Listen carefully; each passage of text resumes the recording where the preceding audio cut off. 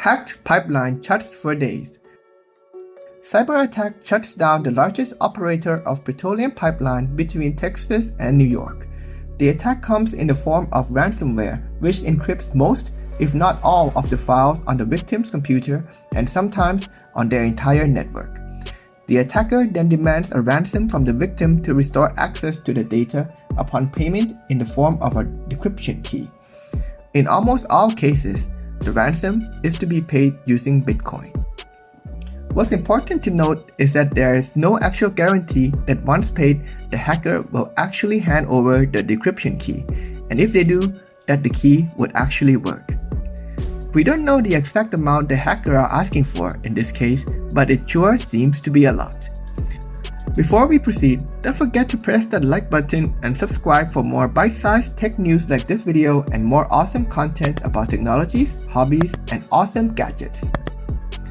What we know so far, Colonial Pipeline said on Saturday that it was the victim of a cyber attack involving ransomware and had proactively halted all pipeline operation as a result. The 5,500-mile pipeline system transports approximately 45% of all fuel consumed on the East Coast and runs from Texas to New Jersey. At the moment, the hacked pipeline remains closed and Colonial Pipeline is unable to give a time frame as to when they can reopen. Because it is privately held, Colonial is under less pressure than publicly traded company might be to reveal details, so we do not know what goes on behind the scene. They could be trying tech-based fixes or negotiating with the hackers. The effect to the nation as a whole remains minimal at the moment because fuels are able to be transported on fleets of tanker trucks for the time being. Who is behind the attack? The FBI has confirmed the identity of the group behind the pipeline hack and have said that they are a criminal gang of hackers called DarkSide. And we will stop at nothing to possess it. No, probably not that one. They are a relatively new group, but experts describe them as new but experienced. The group often portrays itself as a sort of digital Robin Hood, stealing from companies and giving to others. In fact, the group seems to have a code of conduct and avoid many types of targets. They say they avoid hacking hospitals, funeral homes, and nonprofits, but it takes aims at large corporations.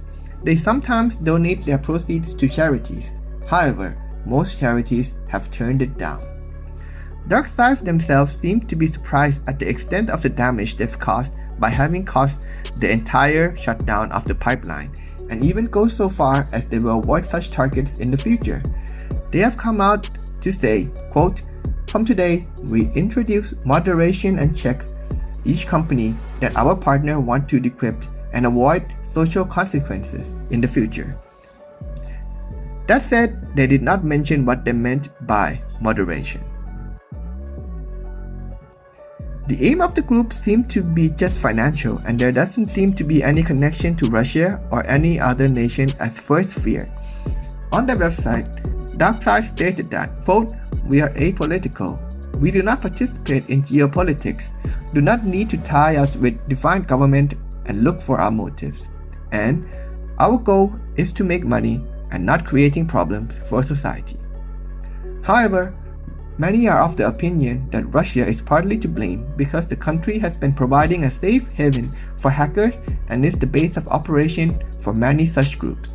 Cyber attacks like these prove to be quite dangerous at a national level. When hackers can turn on and off fuel countrywide, it's easy to see why. Predictably, many are demanding that corporations and governments step up and do more to prevent more attacks in the future. If you enjoyed this video, don't forget to press that like button and subscribe for more.